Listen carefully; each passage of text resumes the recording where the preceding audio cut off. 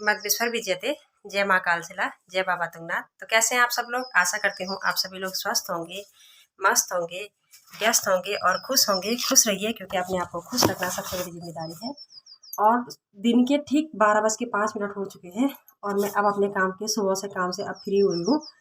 सुबह से मौसम बारिश का था और अभी अभी मौसम खुला है, तो मैंने कपड़े धो के छत में डाल दिए हैं। और कल से रात से लाइट नहीं थी, तो इसलिए मैंने कपड़े भी मुझे हाथ से ही धोने पड़े। और लाइट आ जा रही थी। 12:05 हो चुके हैं और अब खाना बनाने के लिए लेट हो चुका है। पहले मैं खाना बनाती हूँ फटाफट और बाल ऐसे बांधती हूँ फिलहाल। उसके बाद बात करती हूँ आप लोगों से। और आज बात होने वाली है जो हमारे यहाँ पे मनाए जाने वाले त्यौहार होते हैं, जो हमारे उत्तराखंड में स्थानीय क्षेत्र पे मनाए जाने जो हमारे लोकल त्यौहार होते हैं, उनके बारे में बात करूँगी। तो क्योंकि त्यौहार तो कल परसों हो चुका है और एक मेला ही था, एक त्यौहार ही था, लेकिन वीडियो मैंने सोचा था मैं तो जा नहीं पाई उसके लिए। और मैंने सोचा था मुझे वीडियो मिल जाएगी, लेकिन वीडियो तो नहीं मिली। थोड़ा 2-4 फोटो मिली हैं, तो आप लोगों को भी दिखाती हूँ क्या त्यौहार है और क्यों मनाया जाता है, आपके यहाँ इस त्यौहार को कैसे मनाते हैं। तो पहले मैं खाना बनाती हूँ, उसके बाद आप लोगों से बात करती हूँ।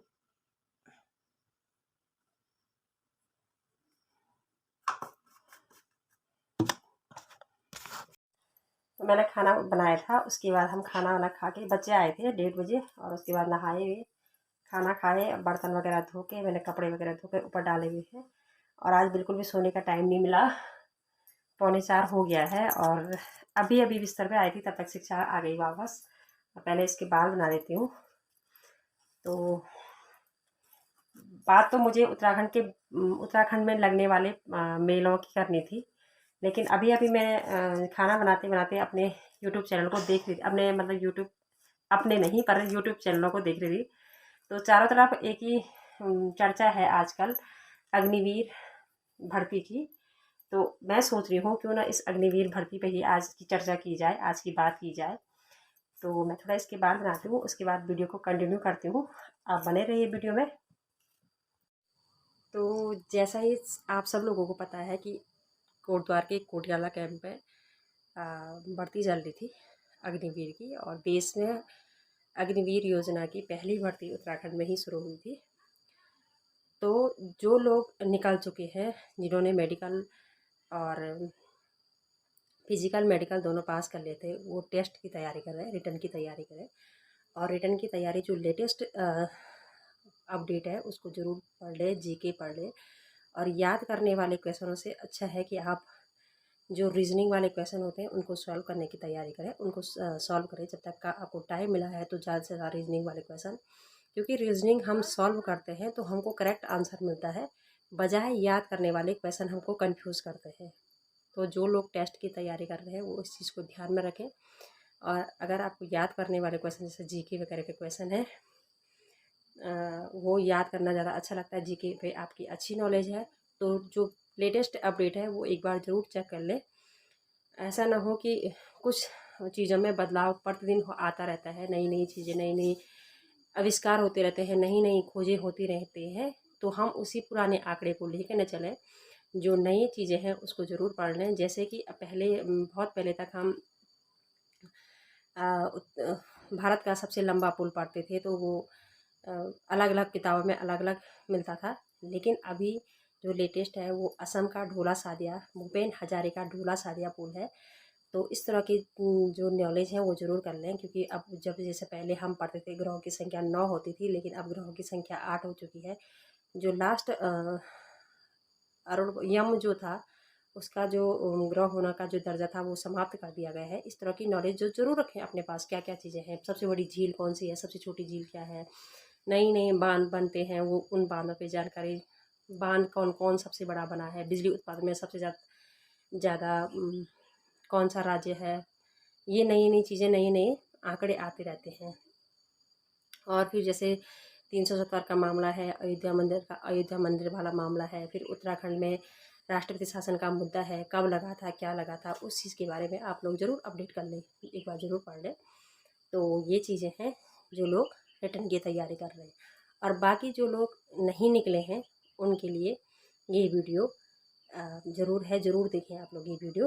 तो उनके लिए मैं 2 चीज़ें कहनी है कि लास्ट इज़ नॉट लीस्ट, ठीक है भाई। लास्ट अगर आप मतलब कोई बात नहीं, अगर आप भर्ती नहीं हो पाए हैं तो सबसे पहले आप परेशान मत होइए। एक ही चीज़ नहीं है, बहुत चीज़ें हैं। जब लोग आपके सपने रहे होंगे आर्मी में जाने के, मैं समझती हूँ कि एक हमारे यहाँ पे हमारे उत्तराखंड में एक आर्मी है जहाँ सरल से आदमी नौकरी पे लग जाता है बिना किसी झंझट के, बिना किसी 6 महीने की ट्रेनिंग करनी होती है। उस 6 महीने की ट्रेनिंग के दौरान भी आपको वो पैसे सारे बाद में दिए जाते हैं, बजाय और जगहों से और चीज़ें करने के बजाय, और चीज़ों की तैयारी करने के बजाय बहुत पैसा व्यर्थ, टाइम पैसा बहुत ज़्यादा जाता है बजाय भर्ती के बजाय और चीज़ों की टेस्ट की तैयारी करने में, ठीक है। तो कोई बात नहीं, आप दूसरी तैयारी की कर लीजिए, दूसरी बार तैयारी कर लीजिए। सबसे पहले आपको इस टाइम पे रोना नहीं है, बिल्कुल भी नहीं। मुझे पता है, मैंने बहुत सारे लोगों को रोते हुए देखा है, बहुत सारी वीडियो देख रही हूँ मैं आजकल, तो मुझे भी रोना आ गया था। कल रात को भी मुझे रोना आया था। कल रात को मैं न्यूज़ अपडेट देख रही थी तो मुझे भी रोना आया था कि यार हम लोग एक औरत होने के नाते हम तो सोचते हैं कि चलो हम, मतलब मैं तो ये सोचती हूँ कि चलो यार कोई बात नहीं, हम औरत हैं, हम तो घर परिवार संभाल लेंगे। वो चीज़ें तब हैं जब हमने मतलब कोई तैयारी नहीं कर रखी है। अगर हमने किसी चीज़ की तैयारी करी है, अगर वो नहीं मिलता है हमें, तो बहुत दुख होता है। और वो दुख से ज़्यादा, उस दुख को मैं झेल के घर में बैठी हुई हूँ। और अपने आप को कमज़ोर मत समझिए। सबसे पहले अगर आप हार कर आ गए हैं तो अपने आप से नहीं, मत हारना। सबसे पहली बात है कि आप अपने आप से मत हारिए, अपने आप को मजबूती रखिए। उस आदमी का रिएक्शन सबसे पहले देखिए जो आपकी तरक्की से जलता होगा। अपने आप को कमरे में बंद मत करना। अगर आप हार के घर आए हैं, अगर आप रेस्ट नहीं निकाल पाए हैं, अगर आप किसी भी चीज़ में, मेडिकल या फिजिकल किसी भी चीज़ में आप कमज़ोर निकले हैं, तो अपने आप को कमरे में बंद मत करना, बिल्कुल भी मत करना। उस व्यक्ति के पास सबसे ज़्यादा जाओ जो व्यक्ति आपकी निंदा करता होगा।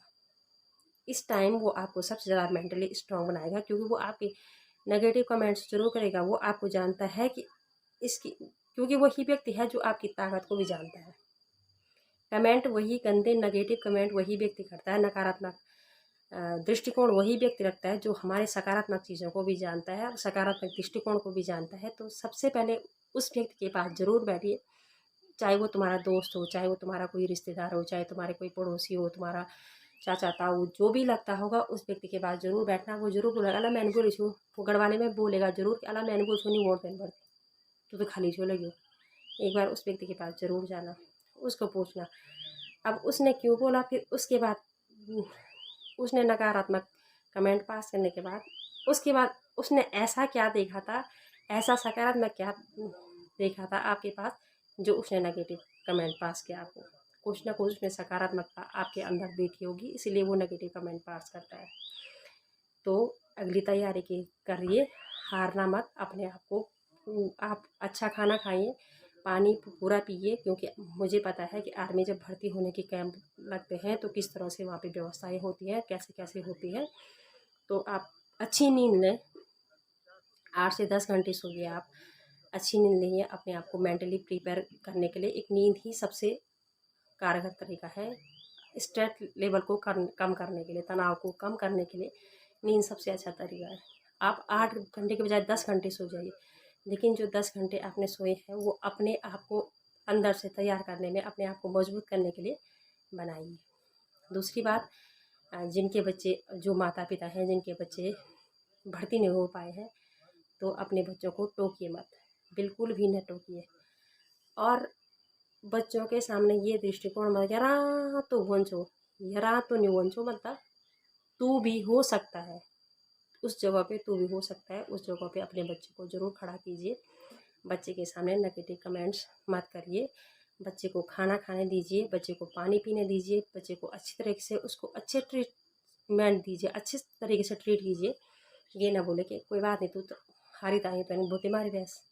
मेहनत उसने भी बराबर की है, मेहनत उसने भी उतनी ही की है, बल्कि दुगना मेहनत करना पड़ती है हारने वाले को। जीत से ज़्यादा मेहनत हारने वाले को करनी पड़ती है, ये आप ज़रूर ध्यान रखिए।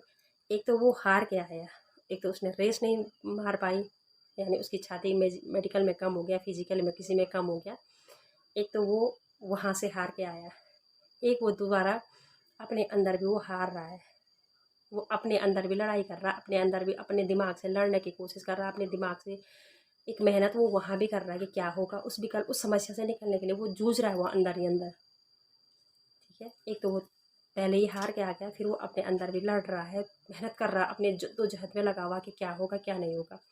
फिर दूसरा है तुम्हारे तानों से भी वो जूझ ही रहा है। तो बच्चे को सारी तरफ से मत हराइए, बच्चे को सिर्फ ये एहसास दिलाइए इस बार तेरी रेस कम हो गई है, कोई बात नहीं, नेक्स्ट टाइम पे तैयारी करना, अच्छे तरीके से जाना। माँ के लिए बच्चा हमेशा बच्चा ही रहना चाहिए। सपने अपने जो सपने होते हैं ना वो बच्चों पे कभी मत लादिए। ये ना सोचा कि तू नौकरी पे लगता तो मैं देहरादून में ज़मीन लेती, मैं ऐसा करती, मैं वैसा करती। कोई बात नहीं, हमने भी कोई बड़ा नहीं किया है कुछ करके।